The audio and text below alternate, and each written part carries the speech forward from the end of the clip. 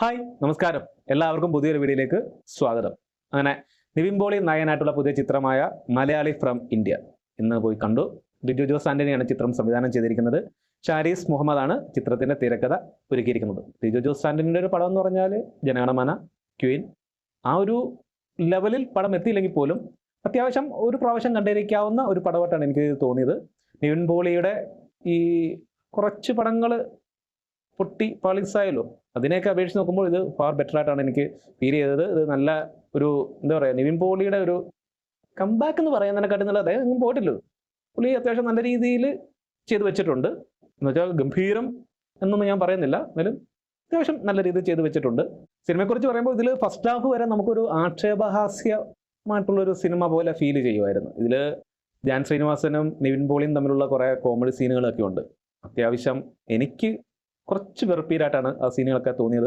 പ്രത്യേകിച്ച് ധ്യാൻ ശ്രീനിവാസന്റെ ക്യാരക്ടർ അങ്ങനെ ആയതുകൊണ്ടാവാം നല്ല രീതിയിൽ എനിക്ക് വെറുപ്പീരായിട്ടാണ് ധ്യാൻ ശ്രീനിവാസന്റെ അഭിനയം തോന്നിയത്.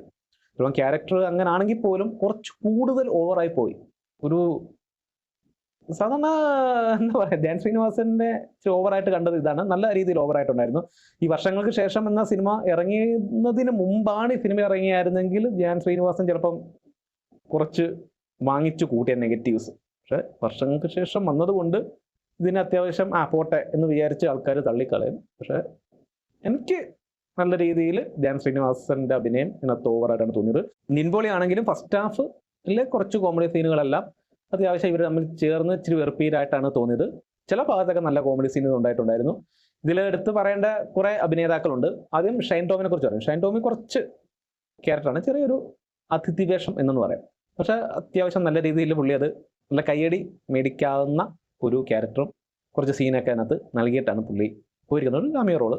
പിന്നെ സലീം കുമാർ അതും അദ്ദേഹം കുറച്ചുള്ളെങ്കിൽ പോലും അദ്ദേഹം കുറച്ച് ഡയലോഗ് ഒരു പ്രത്യേക സാഹചര്യത്തിൽ പറയുന്നുണ്ട്. അതും കയ്യടിക്കാൻ പറ്റിയ രീതിയിലുള്ള കുറച്ച് ഡയലോഗ്. അത് നമ്മുടെ ക്യൂൻ സിനിമയിലകത്ത് അദ്ദേഹം പറയുന്ന ആ രീതിയിൽ പോലെ തന്നെ വേറെ കുറച്ച് കാര്യങ്ങൾ. പിന്നെ മഞ്ജു പിള്ള, ഇതിനകത്ത് എനിക്ക് ഏറ്റവും ഇഷ്ടപ്പെട്ട ഒരു ക്യാരക്ടറായിരുന്നു മഞ്ജു പിള്ള നല്ല രീതിയിൽ ഈ സിനിമയിൽ അഭിനയിച്ചിട്ടുണ്ട്. നല്ല രീതിയിലാണ് ആ ക്യാരക്ടറിനെ അവർ ചെയ്തു വെച്ചിരിക്കുന്നതും അവരാണ് ഇതിനകത്ത് നല്ല പെർഫോമൻസ് കാഴ്ച വെച്ചിട്ടുള്ളത്. ഇന്റർവ്യൂവിൽ വരെ ഇതൊരു പറഞ്ഞില്ല, നമുക്ക് ഏത് ജേണലാണ് ഏത് രീതിയിലാണ് പടം പോകുന്നൊന്നും പറയാൻ പറ്റത്തില്ല. ഇതൊരു ആക്ഷേപഹാസ്യമാണോ, ഒരു സീരിയസ് ആയിട്ടുള്ള കാര്യങ്ങൾ അതിനകത്ത് നടക്കുന്നുണ്ടെങ്കിൽ നമുക്കത് ഇച്ചിരി കോമഡി ആയിട്ടാണ് തോന്നുന്നത്. ഇന്റർവ്യൂവിൽ വരെ അത്യാവശ്യം ചെറിയ ചെറിയ കോമഡികൾ നമുക്ക് ആസ്വദിക്കാൻ പറ്റിയ കോമഡികളൊക്കെ ഉണ്ട്. നിവിൻ പോളിയുടെ ചില വീട്ടിലെ കോമഡികളൊക്കെ ഉണ്ടല്ലോ, അത് അത്യാവശ്യമൊക്കെ നല്ല രീതിയിൽ വർക്കായിട്ടുണ്ട്. ധ്യാനുമായിട്ട് ചേരുമ്പോഴാണ് ഇച്ചിരി ഓവറായി പോകുന്നത് രണ്ടുപേരും. അതിൽ ഏറ്റവും ഓവറായിട്ട് നിൽക്കുന്നത് ധ്യാൻ തന്നെയാണ്. ഇന്റർവ്യൂവിൽ കഴിഞ്ഞ് കഴിയുമ്പോഴത്തേക്ക് നിവിൻ പോളി എന്താ പറയുക, പുള്ളിയുടെ കോമഡി പ്ലസ് സെന്റിമെന്റ്സ് എല്ലാം കൂടെ ചേർന്നൊരു ക്യാരക്ടറായി മാറുവാണ്. അവിടെ നമുക്ക് ആ ഒരു നിവിൻ പോളിയെ ശരിക്കും നല്ല രീതിയിൽ ചെയ്ത് വെച്ചിട്ടുണ്ട്. ഇന്റർവ്യൂവിൽ കഴിഞ്ഞ് നിവിൻ പോളിയുടെ ഒരു ക്യാരക്ടർ സ്റ്റഡി വന്നിട്ടുണ്ട്. എന്താണ് നിവിൻ പോളിയുടെ ഒരു ക്യാരക്ടർ, എന്താണ് പുള്ളിക്ക് പറ്റിയ ഒരു രീതിയിലോട്ട് കഥാപാത്രം മാറി, അത് നല്ലൊരു രീതിയിൽ പോകുന്നുണ്ട്. നിവിൻ പോളി അവിടെ ആ ഇന്റർവ്യൂവിൽ കഴിഞ്ഞ് അങ്ങോട്ട് നിവിൻ പോളിയുടെ നല്ല പെർഫോമൻസ് ആണ്. അവിടുത്തെ കുറച്ച് സീനുകളും കുറച്ച് കാര്യങ്ങളും ഒക്കെ അത്യാവശ്യം നമ്മൾ കണ്ടതും കേട്ടതും ആയിട്ടുള്ള സീനുകളും അല്ലെങ്കിൽ കാഴ്ചകളും ഒക്കെയാണ്. എങ്കിൽ പോലും ഒറ്റവാക്കി പറഞ്ഞു കഴിഞ്ഞാൽ ആടുജീവിതത്തിനെ വേറൊരു തലത്തിൽ കൊണ്ടുവെത്തിച്ചു കഴിഞ്ഞാൽ, ഇപ്പം ചോദിക്കാനും പറയാനുമുള്ള ഒരു നജീബ് ആണെങ്കിൽ ആ രീതിയിലെ ഒരു കൂടുതൽ പറഞ്ഞു തരാൻ എനിക്കറിയത്തില്ല.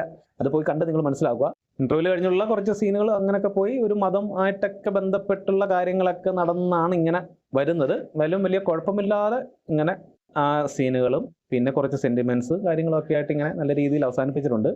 ഇതൊരു ഗംഭീര പടമാണെന്നൊന്നും ഞാൻ പറയുന്നില്ല. അകമൊത്തം ഈ സിനിമയെക്കുറിച്ച് ഒന്നും കൂടെ പറഞ്ഞു കഴിഞ്ഞാൽ കുറച്ച് കോരിത്തെരിപ്പിക്കുന്ന സീനുകളും കുറച്ച് ചിരിപ്പിക്കുന്ന കുറച്ച് കോമഡികളും കുറച്ച് ഇമോഷൻസും എല്ലാം കൂടെ ചേർന്ന ഒരു സൗഹൃദത്തിൻ്റെ കഥയാണിത്.